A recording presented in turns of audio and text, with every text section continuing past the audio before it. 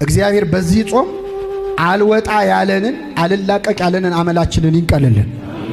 የሆነ ችግር አለ ሁላችንም ጋር የሆነ ብዙ ጠበል ተረጭቶ ሊርቅ ያልቻለ አመል አለብን። ወይ አንደበታችን፣ ወይ ቁጣችን፣ ወይ ሰውነታችን፣ ወይ አመንዝራነታችን፣ ወይ ስካራችን የሆነ ልንላቀቀው ያልቻልነውን ችግር መፍቻ ነው ጾም። ቅዱስ ያሬድ ማሪሳቅ ሚላል እማ ለጸሎት ጾም የጸሎት እናት ነች። ጸሎት ይወለዳል በጾም።